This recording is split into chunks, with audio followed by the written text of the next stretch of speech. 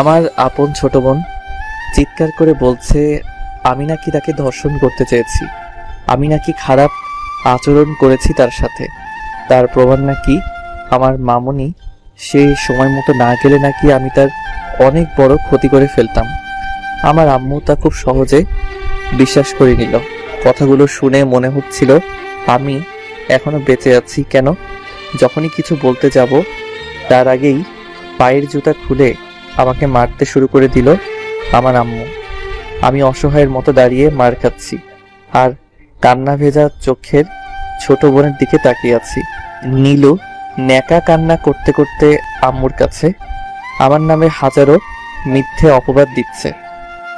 এর আগেও অনেকবার ভাইয়া আমার শরীরে হাত দিয়েছে, আর প্রতিদিন আমাকে একা পেলে খারাপ খারাপ কথা বলতো। আমি কাউকে কিচ্ছু বলিনি, কারণ কেউ আমার কথা বিশ্বাস করবে না। আজকে তো আমাকে দর্শন করতে চেয়েছিল, আমার জামা কাপড় সব ছিঁড়ে ফেলেছে। মামনি সময় মতো না আসলে। কান্না করতে করতে চোখ মুখ লাল করে ফেলেছে। আম্মু যখন আমাকে মারতে মারতে হাঁপিয়ে ওঠে তখনই আমার মামাতো ভাই রাকিব একটা ওয়্যার নিয়ে আসে আর মারতে থাকে। এক একটা আঘাতে যেন আমার শরীর থেকে মাংস আলাদা করে দিচ্ছিল। এদিকে মামুনি হাজারো কটু কথা বলছে, আর একটা আঘাত করলে হয়তো মরেই যাব। তাই আগেই ওর হাত থেকে কারেন্টের ওয়্যারটা কেড়ে নিয়ে রাকিবের পায়ে আঘাত করলাম। রাকিব মাটিতে লুটিয়ে পড়ছে। মাগো মাগো বলে।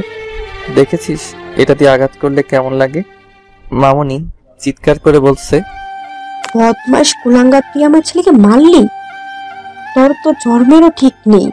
তোকে আপু এই বাসায় নিয়ে এসে নিজের ছেলের মতো বড় করেছে, তার এই প্রতিদান দিলি তুই? শুধু তোর জন্য স্বামীর সংসার ত্যাগ করে বাবার বাসায় পড়ে আছে, আর তুই তারই মেয়েকে। ছি ভাবি, আর কোনো কথা বলবা না, এক্ষুনি এই বাসা থেকে বেরিয়ে যেতে বলো। আম্মু নীলুকে জড়িয়ে ধরে বসে আছে। মামুনির বলা শেষ কথাগুলো বুক ছিঁড়ে কলিজায় গিয়ে লাগলো। মুখ সামলে কথা বলবেন মামুনি। রাকিব, এক্ষুনি আমার চোখের সামনে থেকে সরে যেতে বল, না হলে আমি নিজেকে শেষ করে ফেলবো।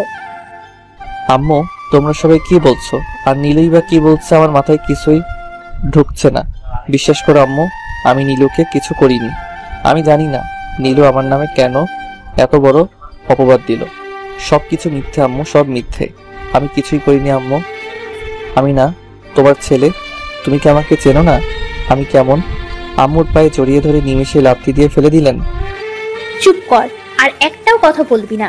তুই আমার ছেলে নোস, পর কখনো আপন হয় না, সেটা আজকেই তুই নিজে প্রমাণ করে দিলি।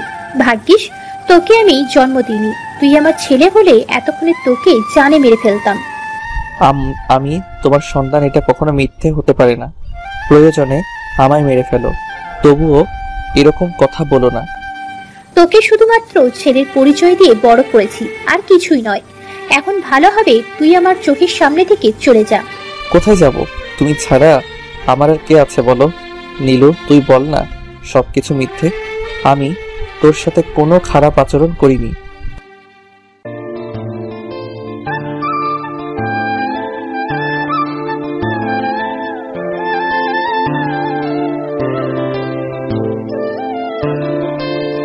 এই কুকুরের বাচ্চা, বের হয়ে যা, না হলে আমি তোকে জুতো পেটা করব।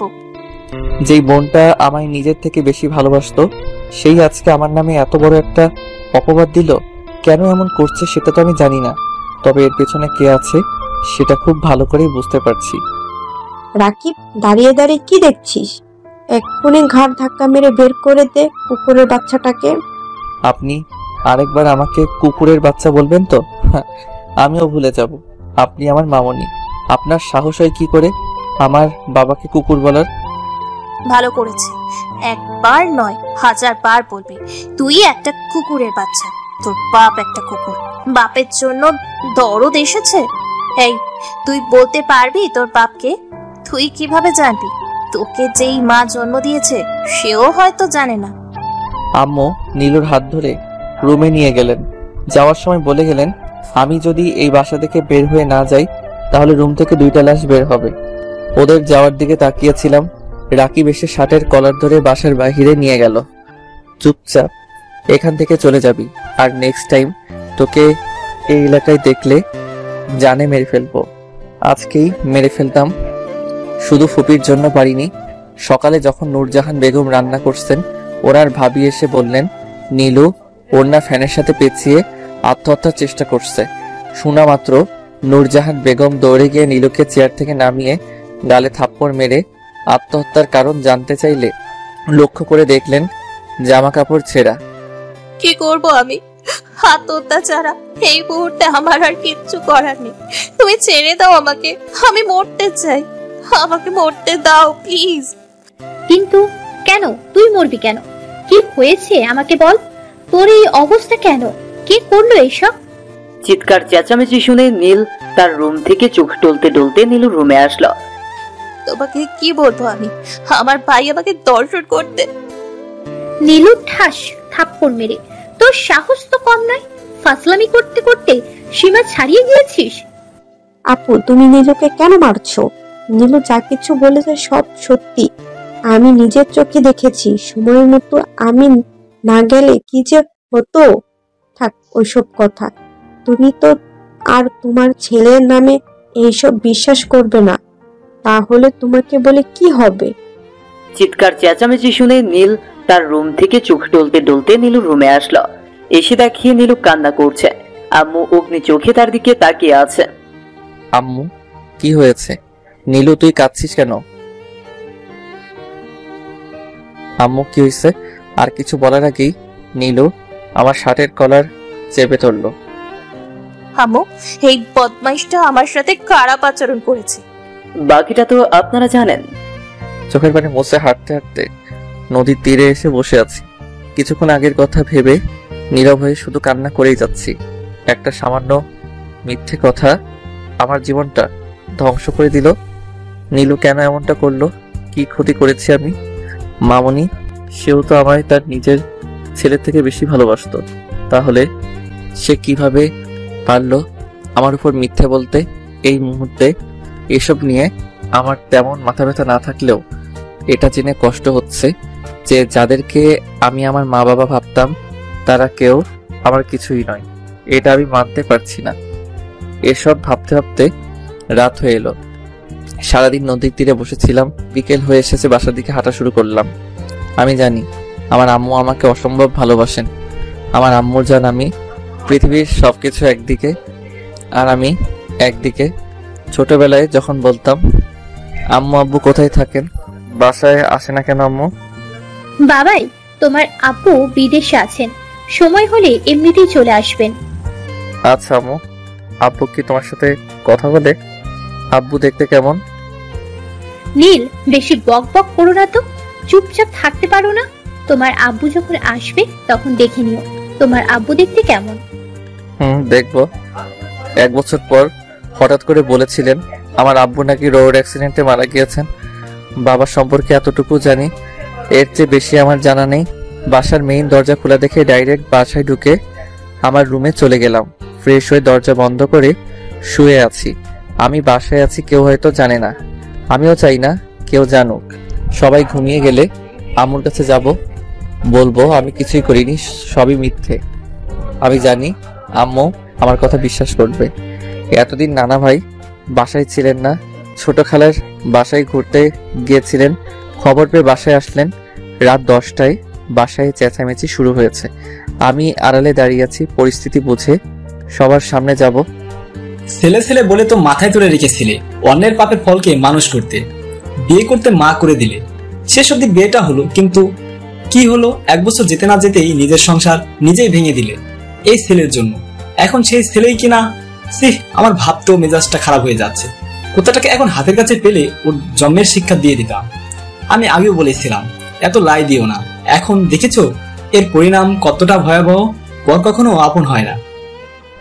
নানা ভাই আম্মুর উপরে রাগ ঝাড়ছে। বাদ দেন তো আব্বা। বড় আপু জানতো নাকি বড় হয়ে কুলাঙ্গারটা শেষ অবধি এরকম করবে? জানলে তো কখনো এত ত্যাগ দিত না।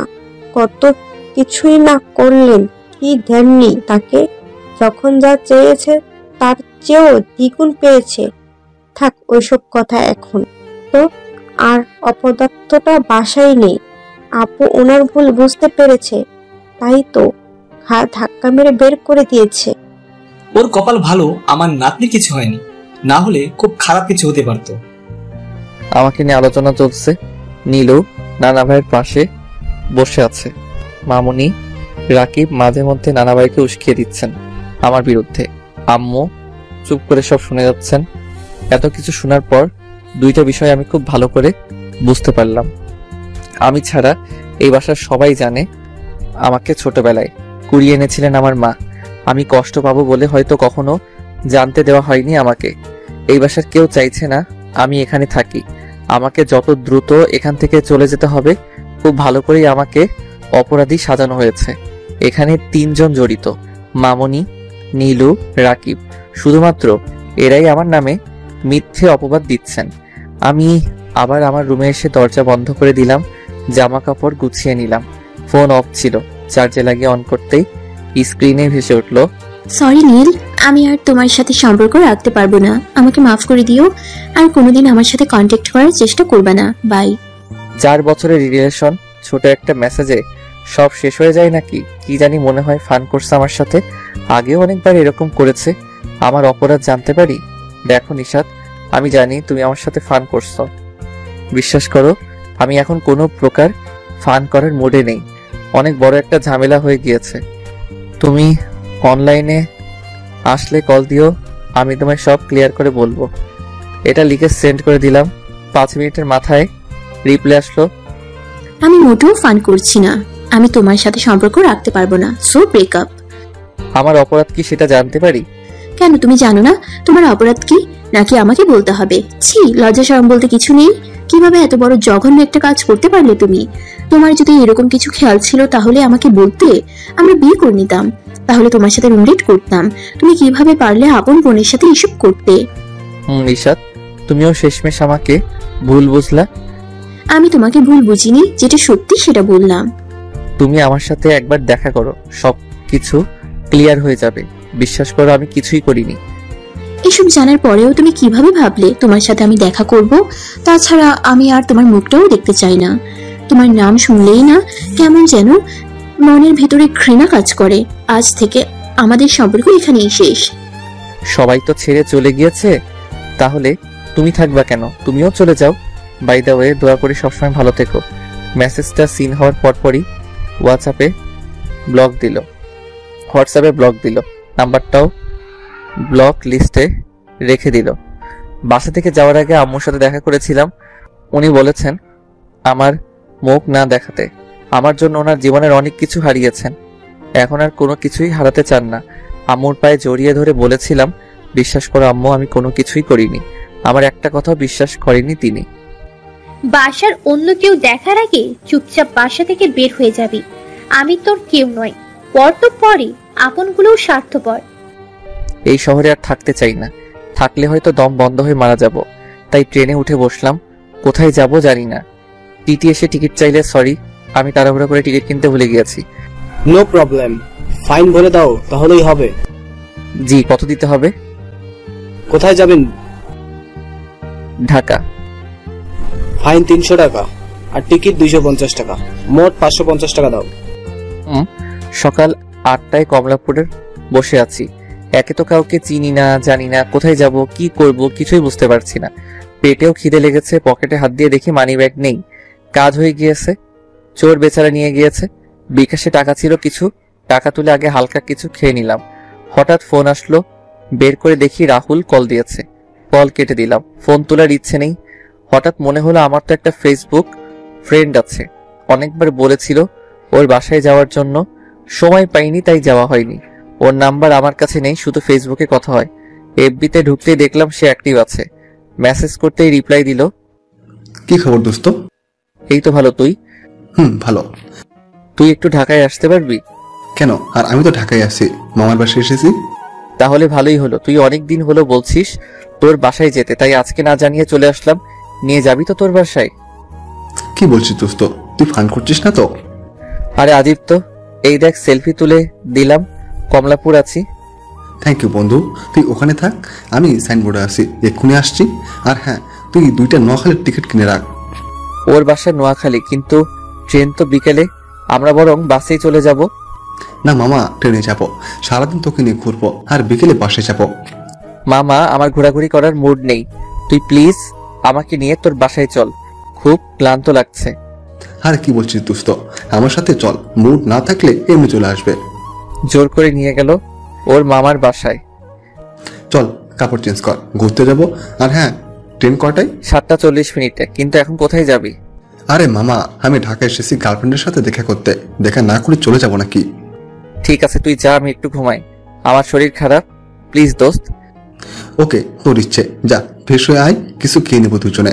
আমি এখন খাবো না, তুই দেখা করে আয়, তারপর একসাথে খাবো, প্লিজ বোঝার চেষ্টা কর। রিফাত চলে গেলে Okay, bye. রুমে শুয়ে আছে, এপাশ ওপাশ করছে, কিন্তু কিছুতেই চোখে ঘুম আসছে না। বারবার কালকের কথাগুলো মনে পড়ে যাচ্ছে। উপরে থাকা ফ্যানের দিকে তাকিয়ে আছে, চোখ থেকে অনর্থ পানি ধরছে। নিশা তো আমাকে বুঝলো, সেও সবার মতো মিথ্যেটাকে বিশ্বাস করে আমাকে দূরে ঠেলে দিল। না চাইতেও নিশাতের ফোনে মেসেজ দিলাম। আসার সময় নতুন সিম কিনেছি, মেসেজের উত্তর না পেয়ে কল দিলাম। একবার দুইবার রিং হবার পর, হ্যালো, কে বলছেন? নিশাত, আমি নীল। কেন ফোন দিয়েছো? কি বলবে তাড়াতাড়ি বলো। বিরক্ত হচ্ছ কেন? আচ্ছা, 5 মিনিট কথা বলা যাবে? সরি, 5 মিনিট কেন? কোনো ধর্ষকের সাথে আমি 5 সেকেন্ডও কথা বলতে পারবো না, বাই। 4 বছরে এতটুকু চিনতে পারলে আমাকে, সবার মতো তুমিও আমাকে অবিশ্বাস করছো। অন্য কেউ বললে হয়তো বিশ্বাস করতাম না, কিন্তু তোমার ফ্যামিলি থেকে তোমার বোন নীলু নিজে ফোন দিয়ে আমাকে বলছে, সাথে এটাও বলছে তুমি এই পরিবারের কেউ নয়, তোমার বাড়ি নেই, ঘর নেই, মা বাবাও নেই, এমনকি তোমার নাকি জন্মের নেই। আর একটা কথা বললে, নীল কি জিনিস সেটা তুমি হাড়ে হাড়ে বুঝতে পারবে। তুমি কি জানো আমার বিষয়ে? নীলও বাচ্চা মেয়ে, তাই কি সব বলে দিয়েছে, তাই বলে তুমি এই কথাগুলো বলবা? সেটা আমি মেনে নিব না। রেগে আগুন হয়ে আছে। এত চ্যাট দেখাইও না, আমি ঠিকই বলেছি। তুমি বলতে পারবা তোমার বাবাকে? পারবে না। যাদের পরিচয়ে তুমি এত এগিয়ে এসেছো না, তারাও আজকে তোমার পেছনে নেই, কারণ তুমি একটা বিশ্বাসঘাতক ধর্ষক।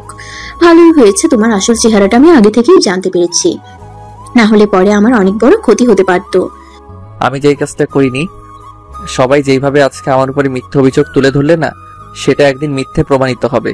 বিশেষ করে সেদিন তুমি আফসোস করবে, সেদিন ফিরে পেতে চাইবে আমাকে। ওই ওই চুপ, কি বলছিস এসব? রাখ তো ফালতু কথা, এসব ফালতু কথা শোনার টাইম নাই। বিকেলে রিফাত আসলে ফ্রেশ হয়ে নোয়াখালীর উদ্দেশ্যে বেরিয়ে গেলাম। রাতেই পৌঁছে গেলাম নোয়াখালীর সোনাইমুড়িতে। ওদের বাসায় গেলাম। ওর বাবা মা জিজ্ঞেস করেছিলেন আমার পরিচয়। ও আমার ফ্রেন্ড, সিলেট থেকে ঘুরতে এসেছে, কিছুদিন থাকবে আমাদের বাসায়। ও তাহলে যা তোর রুমে নিয়ে যা, আর হ্যাঁ ফ্রেশ হয়ে আয়, আমি খাবার দিতেছি। রুমে এসে ফ্রেশ হয়ে খাবার খেয়ে ঘুমিয়ে আছি। এপাশ ওপাশ করছি, চোখে ঘুম নেই, বারবার আম্মুর কথা মনে পড়ছে। কিরে দোস্ত, তুই ঘুরতে আসলি, তাহলে সবসময় মন মরা হয়ে থাকিস কেন? তোর মুখে কি হাসি খুশি বলতে কিছু নেই? নিশ্চুপ হয়ে শুয়ে আছে। আচ্ছা নীল, সত্যি করে বলতো, তুই কি সত্যি ঘুরতে এসেছিস নাকি অন্য কিছু? প্লিজ বল আমায়, কি হয়েছে তোর? চিন্তিত হয়ে বলার মতো তেমন কিছুই নেই, না হলে অনেক কিছু আছে। আমার গল্পটা শুনলে হয়তো তুইও একটু পর আমাকে ধাক্কা মেরে বের করে দিবি বাসা থেকে। আরে কি বলছিস এসব? বল আমাকে, কি হয়েছে? বলবো, তার আগে আমাকে তুই এখানে থাকার জন্য একটা কাজ আর একটা বাসা বের করে দে। আরে কাজ করবি কেন? আর আমার বাসায় থাক না যত ইচ্ছে, তার আগে এটা বল কি হয়েছে তোর সাথে? সবকিছু শোনার পর আমার মনে হচ্ছে সব চক্রান্ত তোর মামনি, উনি সবকিছু নীলুকে দিয়ে করিয়েছেন। আমারও তাই মনে হয়, কিন্তু মামনি আমার সাথে এমনটা কেন করবে? কি জানি কেন করবে, সেটা তো আমিও জানি না। দোস্ত, ছোটবেলা থেকে এখন অবধি আম্মুকে ছেড়ে আমি কোথাও যাইনি। আমি ওনাকে অসম্ভব ভালোবাসি, খুব মিস করছি রে। তাহলে আন্টিকে ফোন দিয়ে কথা বল আর সবকিছু বুঝিয়ে বল, আমার মনে হয় আন্টি তোকে বুঝবে। কি বলবো আমি? নীলু কেন এমনটা করলো? আমি তো কিছুই জানি না। তাহলে কি বলবো আমি? আম্মু আমি কিছু করিনি, সব মিথ্যে, এটা বলবো? আরে এই কথা তো আগেও বলেছি, তখনও কেউ আমাকে বিশ্বাস করেনি, তাহলে এখন কেন করবে? আরে ভাই, মায়ের মন, ছেলে যতই অপরাধ করুক না কেন ক্ষমা করে দেয়। আমার বিশ্বাস আন্টি তোকে ক্ষমা করে দেবে। তোর জন্য যদি আন্টি এত কিছু ত্যাগ দিল, তাহলে তোকে ক্ষমা কেন করতে পারবে না? হ্যালো, কে? আম্মু, আমি নীল। ও নীল ভাইয়া, কেমন আছো? ভালো আছো তুমি? নীলু, কেন এমনটা করলি? কি দোষ করেছিলাম আমি তোর কাছে? নীল কান্না জড়িত কণ্ঠে। দোষ তোর নয়, দোষ করেছে আমার আম্মু। তোর মতো একটা জারজ সন্তানকে তুলে এনে নিজের পরিচয়ে বড় করে তুলেছে। তোর জন্য আমি আবার বাবার ভালোবাসা পাইনি, শুধু তোর জন্য। তোর কি মনে হয় আমি কেন এমনটা করলাম? জানতে চাস কেন করেছি? নীলু, আমি না তোর ভাই? তাহলে তোর ভাইকে তুই জারজ বলছিস কিভাবে? আমি না তোর কলিজার ভাই ছিলাম? তাহলে হঠাৎ এমনটা কেন এরকম করলি? কি করে পারলি তোর ভাইকে মিথ্যে অপবাদ দিতে? কারণ জানতে চাইছিস? তাহলে শোন। প্রথমত, তোর জন্য ছোটবেলায় আমার আম্মু আব্বুর ডিভোর্স হয়ে গিয়েছে। দ্বিতীয়ত, আম্মু তোকে আমার থেকে বেশি তোকে ভালোবাসে। আমি কিছু চাইলে এত সহজে দিতে চায় না, আর তোর চাওয়া লাগে না। তার আগেই আম্মু তোকে সব দিয়ে দেবে। আমি তার আপন মেয়ে। কই, আমাকে তো এতদিনও মুখে তুলে খাওয়াইনি। আর তুই তো আমাদের রক্তের কেউ নয়, তোকে সব সময় মুখে তুলেই ভাত খাওয়ায়।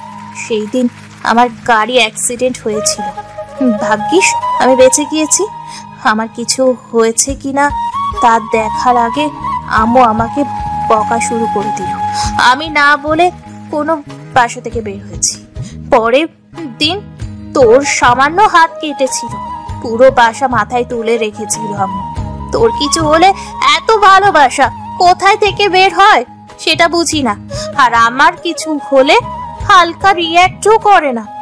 ঈদে শপিং করতে গেলে আমাকে 10,000 দিত, তোকে 50,000 দেয়। কি জাদুটাই না করেছিলি আমার আম্মুকে। প্রথম প্রথম তো আমি জানতাম তুই আমার আপন ভাই, তাই কিছু বলতাম না, সব হাসি মুখে সহ্য করে নিতাম। যখন শুনলাম তুই একটা জারজ সন্তান, তোকে আমার আম্মু ডাস্টবিন থেকে তুলে এনেছিল, আর সেই তোর কারণে আমার আব্বু আম্মু ডিভোর্স হয়ে গিয়েছে। এখন নাকি আম্মু সব সম্পত্তি তোর নামে লিখে দেবে। যেখানে আমার পাওয়া কথা 100%, সেখানে আমাকে মাত্র 20% দেবে। এটা আমি কিভাবে মেনে নিব বল? আমার আম্মু সব কিছুতেই তোর অধিকার, তাহলে আমি কে? এত কিছু জানার পর আমি চুপ থাকি কি করে বল? নীলু, কি বলছিস তুই এগুলো? আমার মাথায় কিছুই ঢুকছে না। তোর সম্পত্তি চাইতো? তুই শুধু আমাকে একবার বলে দেখতি, আমার সব কিছু তোকে দিয়ে দিতাম। তুই আমার মাকে আমার থেকে কেন কেড়ে নিলি? ওই কে তোর মা? উনি শুধু আমার মা, আর তুই আমাকে কি দিবি? সব কিছু তো আমারই। হ্যাঁ, তোর সবই তোর। তুই প্লিজ আমার আম্মুকে আমার কাছে ফিরিয়ে দে। তুই শুধু বল আমি আমি কিছু করিনি। প্লিজ আম্মুকে একবার বল তার ছেলে ধর্ষক নয়। তোর কি মনে হয় আমি এসব গিয়ে আম্মুকে বলবো আর আম্মু তোকে বাসায় নিয়ে আসবে, সাথে করে সবকিছু তোকে দিয়ে দেবে? অনেক কষ্টে আম্মুর চোখে তোকে খারাপ বানিয়েছি। কিসের জন্য? তোকে আবার নিয়ে আসার জন্য। চিন্তা করিস না, তোর জন্য এই বাড়ির দরজা চিরকালের জন্য বন্ধ হয়ে গিয়েছে। তুই চাইলেও আর ফিরে আসতে পারবি না। আমার নামে এই অভিযোগটা কিভাবে তুলতে পারলি? একদিন সবকিছুই প্রকাশ হবে, সেদিন কি বলবি? কোনোদিন প্রকাশ হবে না, কারণ সবাই মিলেই এই প্ল্যানিংটা করেছে। যে প্রকাশ করবে সেই আগে ফেঁসে যাবে। মানে মামুনি, রাকিব, নানা ভাই সবাই মিলে প্ল্যান করেছো? আরে হ্যাঁ, শুধু পুরোটা বাদে। মামনি না বললে তো কখনো জানতেই পারতাম না তুই একটা জারজ। সরি, জারজ নয়, চুপ খাই। ও, তার মানে আমি যেটা ভেবেছিলাম সেটাই। নীলুর এক একটা কথা কলিজায় গিয়ে আঘাত করছিল। ওর জারজ শব্দটা শুনে মাথা ভনভন করছিল। আমি আম্মুর সাথে কথা বলবো। তুই আম্মুর কাছে ফোন দে। নীল চোখের পানি মুছে। সেটা সম্ভব নয়, আম্মু এখন ঘুমাচ্ছে, আর আম্মুর সিমটা এখন আমার, বুঝলি? সো তুই চাইলেও আর আম্মুর সাথে যোগাযোগ করতে পারবি না। তুই কি আমাকে বোকা পেয়েছিস? আমি তোর ভাই, তোর থেকে এক কদম এগিয়ে আছি। এতক্ষণ তুই যা কিছু বলেছিস, মানে আমাদের মধ্যে ফোনে যা কিছু আলাপ হয়েছে, সবকিছু আমার ফোনের ছোট মেমোরি কার্ডে রেকর্ড হয়ে আছে। এখন ভালোভাবে তুই সবকিছু আগের মতো করে দে। এটা আমি কাউকে কিচ্ছু বলবো না। আর যদি তা না হয় তাহলে আমি এই রেকর্ড আম্মুকে শোনাবো। তখন তুই সহকারে মামনি, রাকিব সবাই রাস্তায় রাস্তায় ঘুরবি, কারণ আম্মু তোদেরকে বাসা থেকে বের করে দিবে। নীল কথাটা শোনা মাত্র নীলুর মাথায় আগুন লেগে গেল। তুই যদি সত্যি এই রেকর্ড ডিলিট না করিস তাহলে আমি কি করব নিজেও জানিস না। ও হ্যাঁ, তুই এই বাসায় পা রাখার আগেই আমি নিজেকে শেষ করে দেব, সাথে আম্মুকেও। না না, আমি কেন মরবো, আম্মুকে মেরে ফেলবো। কি বলবে কিছুই মাথায় ঢুকছে না। নীলুর মুখে যা আসছে তা বলছে। নীলুর কথা শোনা মাত্র মেজাজ খারাপ হয়ে যায়। আমার মায়ের কিছু হলে তোকে শেষ করে ফেলবো, তোর নামও আর এই পৃথিবীর বুকে থাকবে না, তুই থাকা তো দূরের কথা। একবার চিন্তা করে দেখ, আমি যদি এত বড় জঘন্য একটা কাজ করতে পারি, তোর নামে মিথ্যে অভিযোগ তুলে ধরতে পারি, এমনকি তোর গার্লফ্রেন্ডকেও তোর থেকে কেড়ে নিতে পারি, তোকে নিঃস্ব করে দিতে পারি, তাহলে কারোর জীবন নিতে দুইবার ভাববো কিভাবে? অবশ্য আমার কিছু করতে হবে না, যা করার রাকিবই করবে।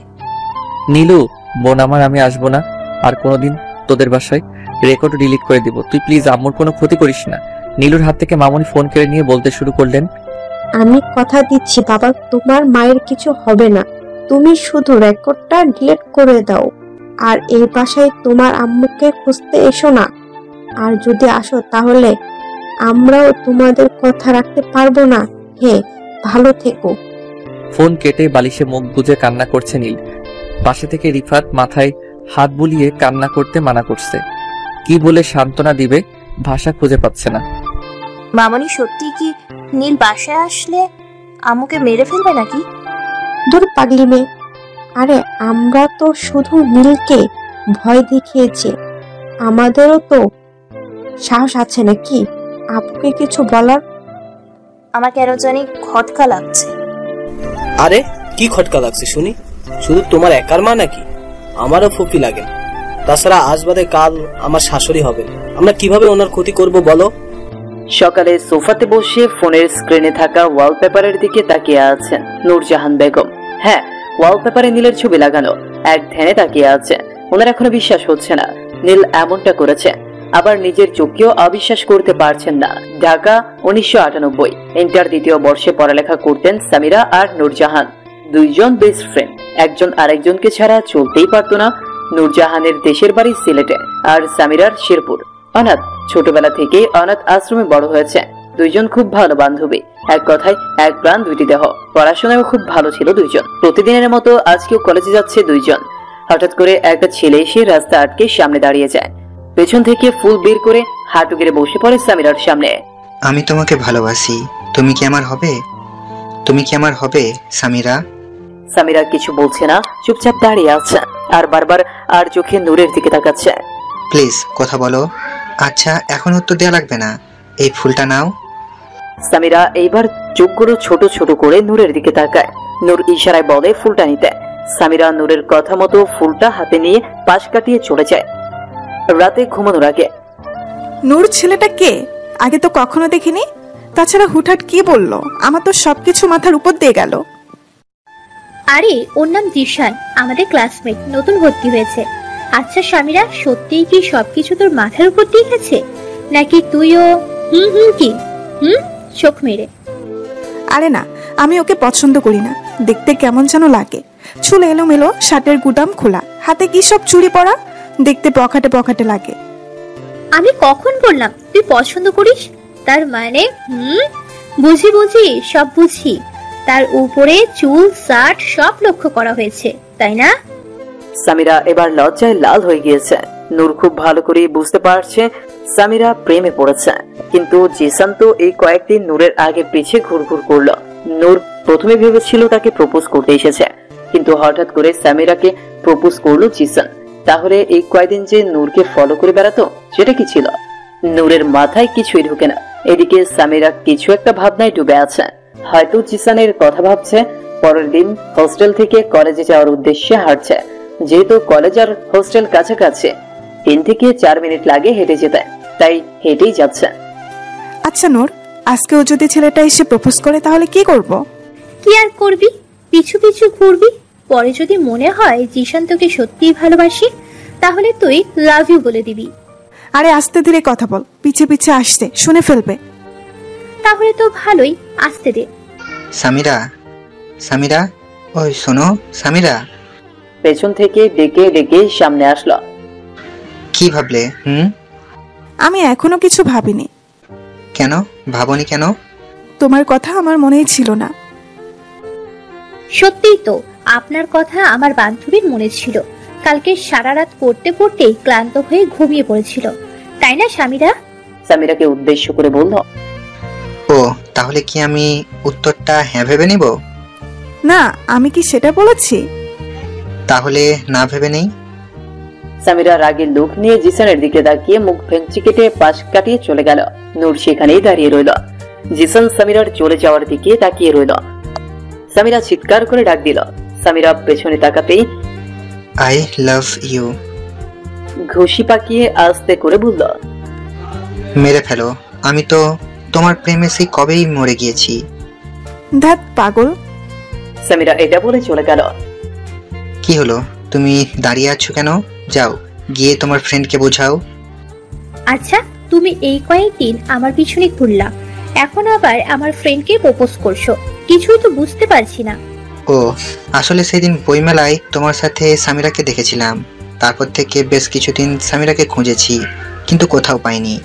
তারপর তোমার দেখা পেলাম, তোমার পেছনে ওই জন্য ঘুরেছি যাতে সামিরার দেখা পাই, আর অবশেষে তো কালকে দেখা পেয়ে গেলাম।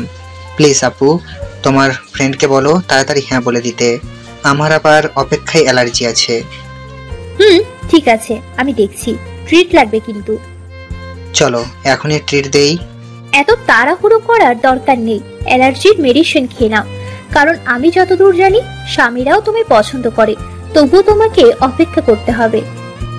ঠিক আছে সুইট হার্ট, আমি অপেক্ষা করব। তোমার ফ্রেন্ডকে বলো উত্তরটা কিন্তু হ্যাঁ হওয়াই চাই। গাল টেনে। এই ফাজিল ছেলে, গালে হাত দিলি কেন? রাগ করো কেন শালিকা? নূর এবার না চাইতেও হেসে দিল।